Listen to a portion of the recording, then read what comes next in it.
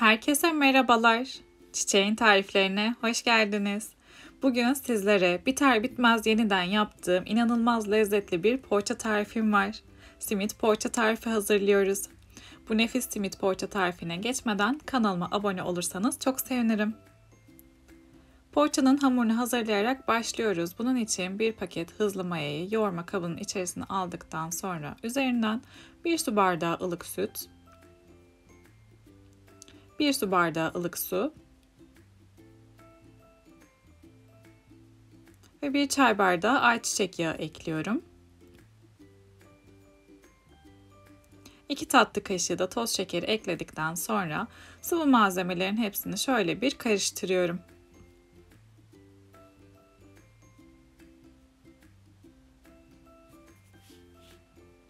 Sıvı malzemeleri biraz karıştırdıktan sonra şimdi yavaş yavaş un ekleyerek poğaça hamurunu hazırlamaya başlıyoruz.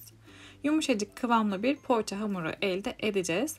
Yavaş ve kontrollü şekilde un ekleyerek ve spatula ile sürekli karıştırarak poğaça hamurunu hazırlıyorum.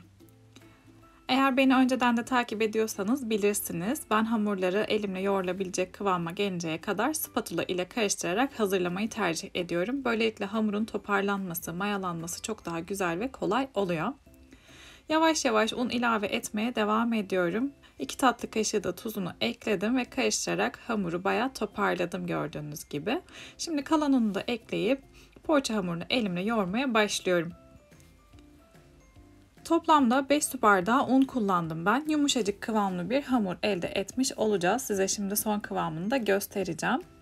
Unun tamamını koyduktan sonra böyle ele çok hafif yapışan bir hamur elde etmiş oluyoruz. Hamuru toparladıktan sonra içerisine oda sıcaklığında 2 yemek kaşığı tereyağını ekliyorum. Ve tereyağı ile hamuru bütünleşinceye kadar yoğurmaya devam ediyorum. Tereyağını ilk eklediğinizde hamurun içerisine hemen girmeyebiliyor ama yoğurmaya devam ettikçe önce hamur böyle yapışkan bir kıvam alıyor ve yoğurmaya devam ettiğinizde ise çok güzel toparlanan yumuşacık kıvamlı bir hamur elde etmiş oluyorsunuz. Hemen şöyle göstereyim size, gerçekten inanılmaz güzel bir poğaça hamuru oluyor, yumuşacık. Bütün poğaçalarınızda kullanabileceğiniz, yumurtasız poğaça yapmak isterseniz eğer bu hamuru mutlaka deneyin diyorum. Şimdi hamurun üzerini kapatıp 1 saat mayalanmaya bırakıyorum. Simit poğaçanın pekmezli sosu için 3 yemek kaşığı pekmezin üzerinden yarım çay bardağı su ekledim.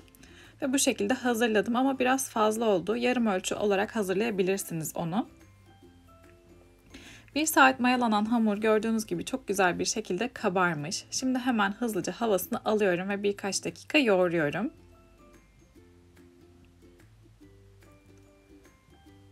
Hazırlamış olduğumuz poğaça hamurundan mandalina büyüklüğünde parçalar kopartıp yuvarlayıp kenara alıyorum. Bu şekilde toplamda 15 tane parça hazırladım ben. Eğer tarifimi buraya kadar izlediyseniz yorumlara çiçek emojisi bırakırsanız çok sevinirim. Ayrıca yayınlayacağım yeni tariflerden anında haberdar olmak için kanalıma abone olup bildirim zilini tüm olarak ayarlayabilirsiniz. Poğaça hamurlarının hepsini hazırladıktan sonra şimdi sıra geldi kaşarlı susamlı poğaçaların şeklini vermeye. Elimle birazcık büyüttükten sonra içerisine kaşar peyniri yerleştiriyorum. Ardından hamurun uçlarını bu şekilde sıkı sıkı kapatıyorum. Ve yuvarlak şekil vermiş oluyorum poğaçaya gördüğünüz gibi. Şimdi hazırlamış olduğumuz kaşarlı poğaçayı önce pekmezli suya, ardından kavrulmuş susama batırıyorum bol bol. Ve artık hazır simit poğaça gördüğünüz gibi. Poğaçaların hepsini bu şekilde elimle açıp içine kaşar peynirini koyup önce pekmezli suya sonra da kavrulmuş susama batırarak hazırlıyorum. Simit poğaçaların hepsini bu şekilde hazırladıktan sonra 5 dakika tepsi mayasının gelmesi için dinlendiriyorum ve ardından üzerine bir bıçak yardımıyla hafif kesikler atıyorum güzel bir şekil olması için. Ardından hazırlamış olduğumuz bu kaşarlı susamlı poğaçaları önceden ısıtılmış 180 derecelik fırında yaklaşık yarım saat kontrollü şekilde pişmeye gönderiyorum.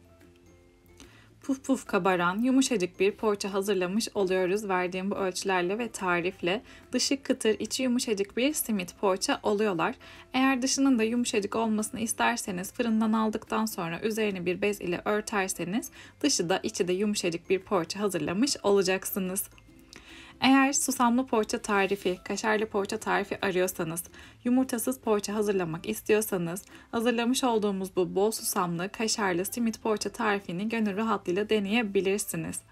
Eğer hazırladığımız bu nefis simit poğaça tarifini beğendiyseniz videoyu beğenmeyi ve denerseniz denedikten sonraki yorumlarınızı benimle paylaşmayı lütfen unutmayın. Simit poğaça tarifini deneyecek herkese afiyet olsun diyorum. Yeni tariflerde görüşmek dileğiyle, hoşça kalın.